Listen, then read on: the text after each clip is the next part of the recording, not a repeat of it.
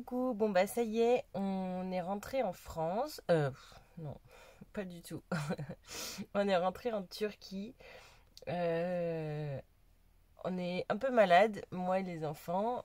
Alex, pour le moment, ça va. J'espère qu'on lui refilera pas le virus.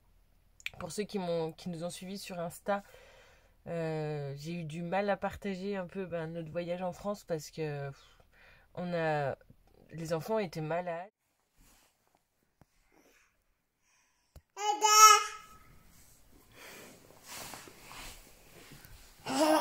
Aïe, aïe, tu me fais mal. Arrête de tirer les cheveux de tout le monde. Non, non. Chut, il y a Sandrine qui dort. Beaucoup chat, parce qu'en fait elle est tombée malade direct à Istanbul. Parce que du coup on est parti en avion d'Istanbul jusqu'à Lyon.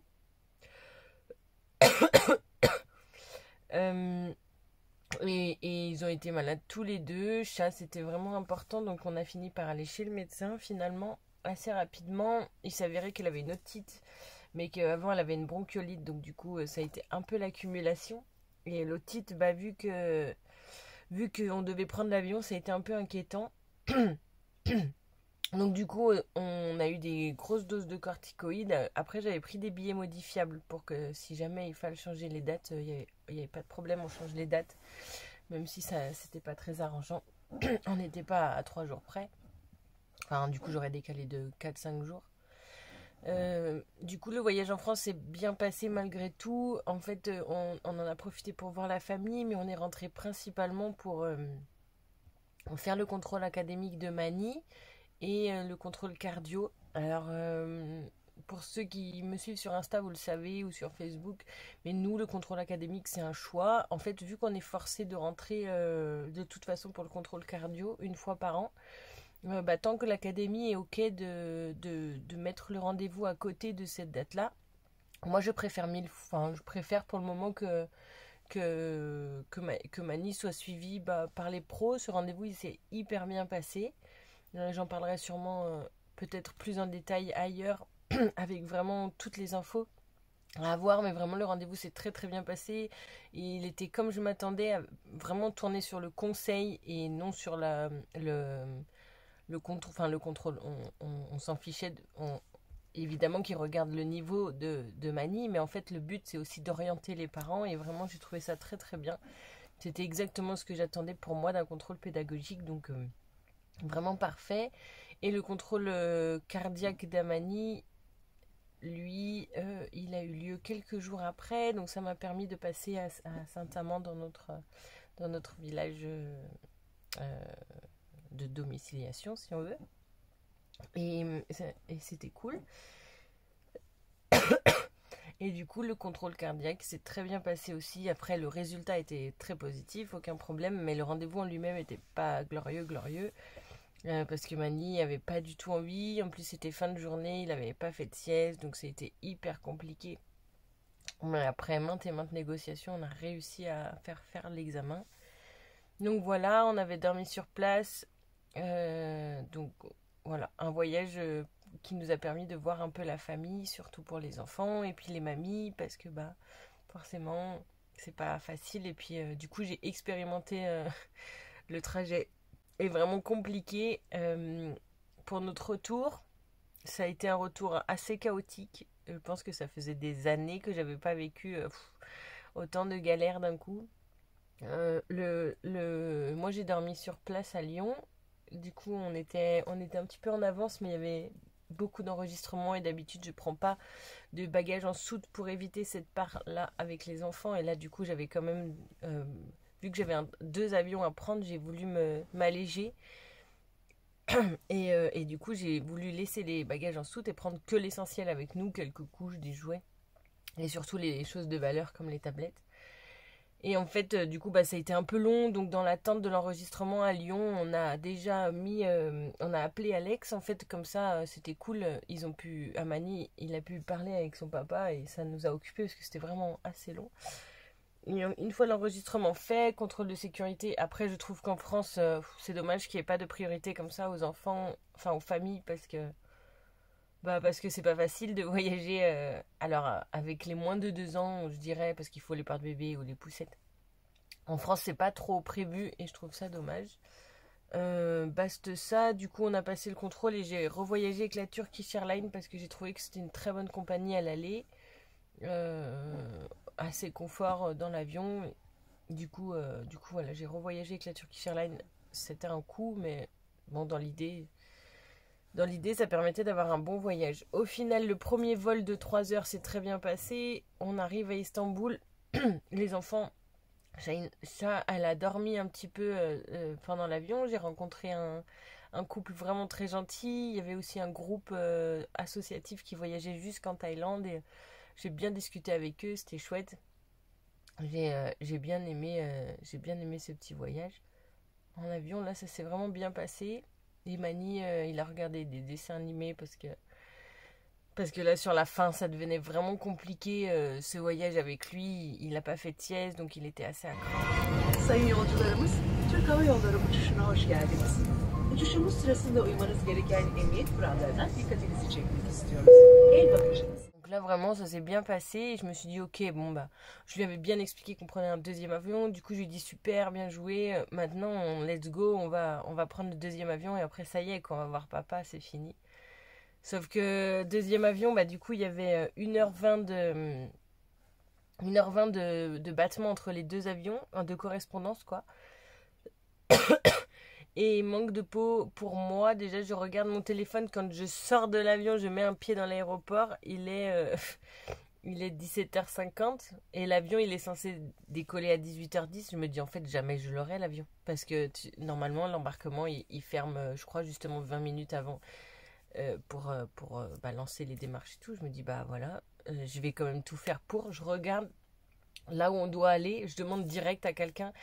Et là où on doit aller, il me dit c'est tout là-bas. Je regarde, je vois 10 minutes de marche. Je dis non. Du coup, je me mets à courir avec Amani dans un bras, Shaina en porte-bébé, mon sac à dos, enfin un sac en bandoulière.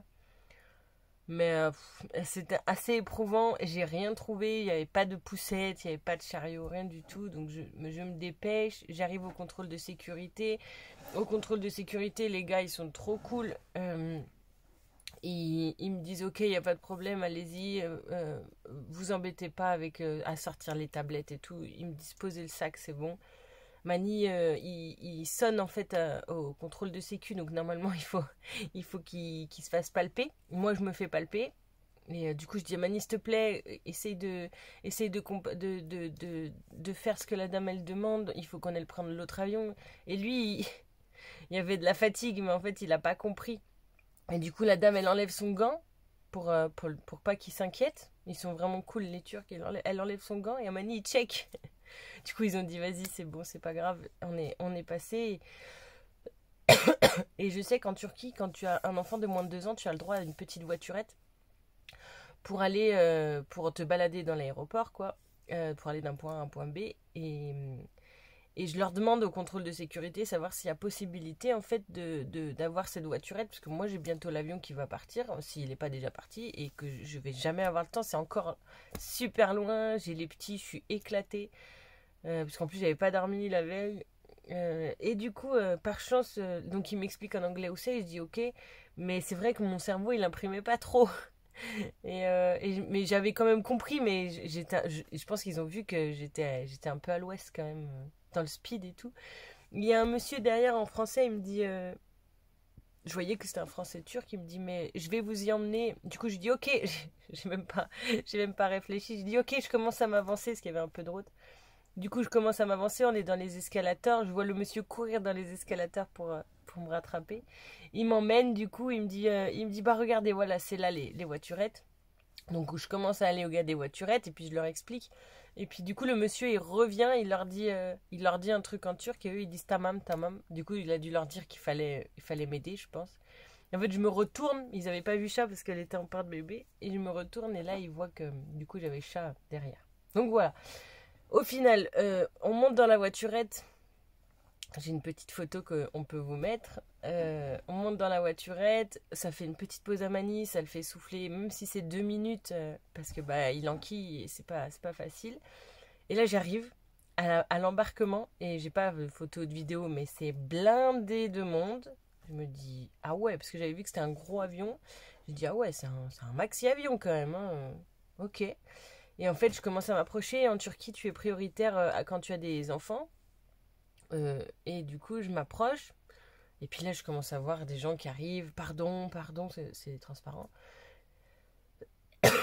Et des gens qui râlent un peu sur les stewards. Et un peu comme dans les films avec leurs billets et tout. Et puis, je dis, mais qu'est-ce que c'est que cette histoire? Et je vois une dame avec un billet, genre marqué 14 heures dessus. Alors que nous, c'était 17h10 ou 17h10 l'embarquement. Enfin, du coup, je dis, mais en fait, il y avait une très mauvaise météo d'annoncer. Les vols ont été annulés. Et il y a des gens qui essayaient de monter dans l'avion. Qui demandaient un transfert. Et du coup, moi, je passe un peu devant, on me laisse passer avec les enfants et je vais pour aller dans l'avion. Et effectivement, en fait, il y avait un très mauvais temps et pour la faire courte, on a décollé avec du retard. Sûrement le temps de faire monter tous les passagers, s'il y avait des places vides, ils les ont remplies.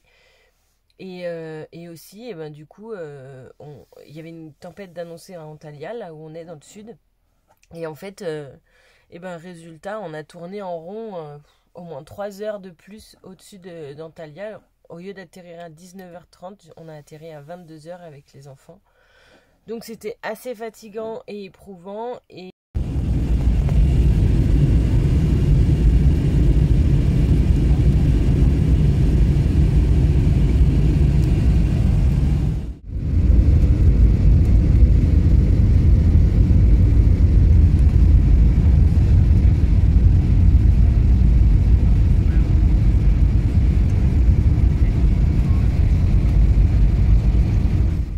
Pour la faire courte et continuer assez rapidement, quand j'arrive, du coup, il y avait les valises en soute à récupérer. Et moi, j'avais dit à Alex en rigolant, avec la chance que j'ai, ils n'ont pas transféré les valises. C'était un peu mon stress vu qu'il y avait 2 avions. Et je vois la première valise arriver tout de suite. Je me dis cool et tout. J'envoie un message à Alex. Après, je suis fatiguée. À Mani aussi, parce qu'Amani s'était endormi dans l'avion. C'est un steward qui m'a aidé à le porter jusqu'à l'extérieur de l'avion. Donc, vraiment gentil. Et là, donc, on attend les valises. Et j'attends et je vois plus personne. Et on n'était plus que 3. Et je vois les gars qui parlaient avec une dame qui gérait les bagages et tout.